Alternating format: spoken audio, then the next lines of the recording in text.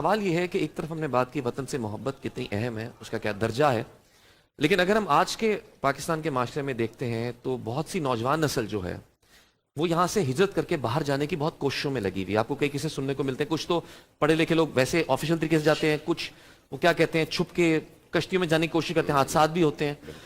اس حوالے سے آپ کیا کہیں گے کہ حکومت کی ذمہ داری کیا بنتی ہے، اور ایسے معاملات میں ہجرت کی اجازت ہے یا نہیں، اور وطن سے محبت کہاں سٹینڈ کرتی ہے؟ آپ کا سوال بڑا اہم ہے اور حساس اور نازک بھی ہے۔ دیکھیے، اگر آپ کو اپنے شہر میں سب سے زیادہ سکون کہاں پر ملتا ہے؟ گھر میں۔ اپنے گھر میں۔ گھر میں ایسا ہی ہے نا؟ بالکل ایسے ہی۔ اس دنیا میں بھی آپ کو سب سے زیادہ سکون جانے کی کوشش کرتے ہیں، سے نکل جاتے ہیں۔ بالکل ایسے ہی۔ کیوں؟ بہرحال آپ نے اپنے آپ کو بچانا ہے۔ جب آپ اس طرح کا کوئی سوال اٹھاتے ہیں تو وہاں پر آپ کو دیکھنا چاہیے کہ معیارات کیا ہیں۔ یعنی قرآن کریم کے مطابق معیار یہ ہے کہ وہ معاشرہ تمہارا وطن ہے جہاں پر تم پیدا ہوئے ہو، پلے ہو، بڑے ہو، جہاں تم کو روکنے کی کوشش کیوں نہیں کی۔ اگر کوئی شخص کہے کہ میں کچھ نہیں کر سکا، مجھ پر ظلم ہوا، تو یہاں پر اللہ کیا کہتا ہے؟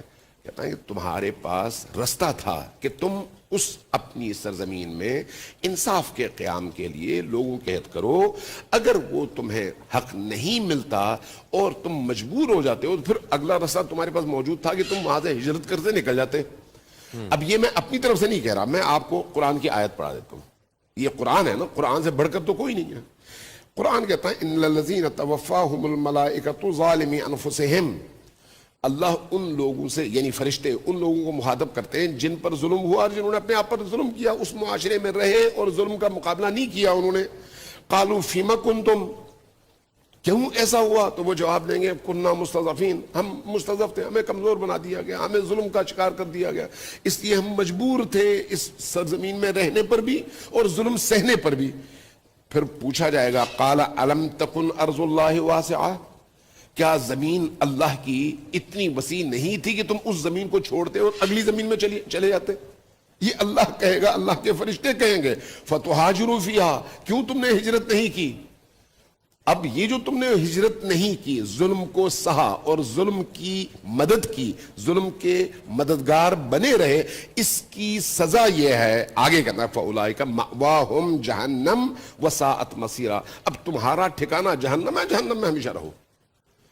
کیا مطلب ہے؟ ایک اصول دیا اللہ نے، اپنی سرزمین کو ظلم سے بچاؤ، اپنی سرزمین میں قانون نافذ کرنے کی پوری کوشش کرو، جن پر ظلم ہو رہا ہے ان مظلوموں کی مدد کرو، جو ظلم کر رہے ہیں ان کے ظلم کا ہاتھ توڑو، جہاں تک ہو سکتا ہے تم مقابلہ کرو۔ لیکن اگر تمہارے سامنے کوئی رستہ باقی نہیں بچتا اور تم کچھ نہیں کر سکتے تو پھر اس سرزمین کو چھوڑو اور وہاں جاؤ جہاں پر تمہیں عدل اور انصاف ملے۔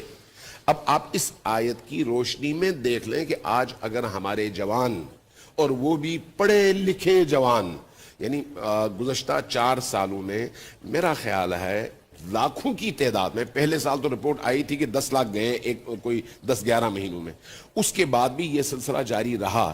اس وقت تو دنیا میں ویزے بڑی مشکل سے ملتے ہیں ہمارے پاکستانیوں کو، بڑی مشکل سے۔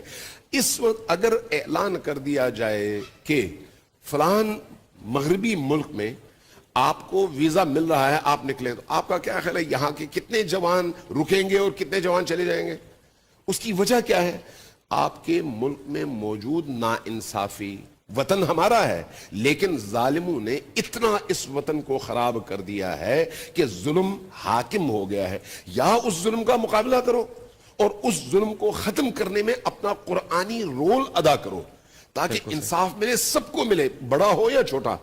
ایسا نہ ہو کہ ایک اشرافیہ کا طبقہ تمام آپ کے وسائل پر قابض ہو اور باقی لوگ جو اکثریت میں ہیں وہ تمام چیزوں سے محروم ہو اور صرف تماشائی ہو اور خون کے گھونٹ پیتے رہیں۔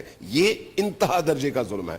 یا اس ظلم کو روکو، یا پھر اگر روک نہیں سکتے اور مجبور ہو تو پھر ہجرت کرنا اور زندگی کی بہتر سہولتوں کا حصول آپ کا حق بنتا ہے۔ یہ قرآن کے اصول ہیں، لہٰذا اس کو وطن سے غداری قرار دے کر دوبارہ آپ استحصال شروع نہ کریں۔ یہ وطن سے غداری نہیں ہے بلکہ اس ظلم کے مقابلے میں احتجاج ہے۔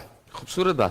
جی عمران بھائی، آپ کیا کہنا چاہیں گے؟ امام شافعی رحمۃ اللہ علیہ فرماتے ہیں ما فی المقام لذی عقل وذی ادب من راحت فدع الاوطان واقتربی سافر تجد عوضا امن تفارقہ वनसब फ़इन्न लज़ीज़ल ऐश फ़िन नसबी इन्नी रअयतु वकूल फरमाए युसिदहु इंसाहता व इल्लम यजिद लम यतबी वल उस्तु लौला फ़िराकुल अर्ज़ मफ्तरसत व सहम लौला फ़िराकुल कोसे लम तुसबी लो शम्स वक़फ़त फ़ी मुल्क दाइमतन लमल्लहा अन्नास मिन अरबिन व मिन अजमी। मैं इसका तर्जुमा बताता हूँ कि जी शऊर के लिए लाजिम है कि वो अपने वतन को छोड़े। माफिल मुकाम जी अकलन वजी मिन राहतिन फदिल ओतान वक्त रबी। आप वतन को छोड़ेंगे, अपने इलाके को छोड़ेंगे तो क्या होगा? साफिर तजिद इवजन अमन तुफारिक हो, तुम्हें इज्जत मिलेगी, राहत मिलेगी। वन सब फ़इन्न लज़ीज़ल ऐश फ़िन नसबी, पहले तो तकलीफ आएगी मगर तकलीफ में अल्लाह ने राहत रखी है। हरकत में बरकत सुना है ना आपने? जी जी बिल्कुल। फिर उन्होंने समझाया है वल उस्तलोला फिराकुल, अगर शेर अपने गार से नहीं निकलेगा शिकार नहीं कर सकेगा, तीर कमान से नहीं निकलेगा निशाने पे नहीं लगेगा, पानी अगर खड़ा रहे तो बदबूदार होता है, अगर वो चलता रहे तो पाक रहता है, दूसरों को भी पाक करता है। सूरज एक जगह पे रहे तो दुनिया बंद हो जाएगी, जब ये गर्दिश करता है तो दुनिया अरब अजम इंसान जिंदा है। फिर फरमाया वतिब्र कतुर्ब मुल्का फी अमाकिन ही वल ऊद फी अर्द ही नो उम्मिनल हतबी व इन तगर्रब हाज़ा अज़्ज़ मतलुबु व इन तगर्रब हाज़ा अज़्ज़ कज़्ज़हबी।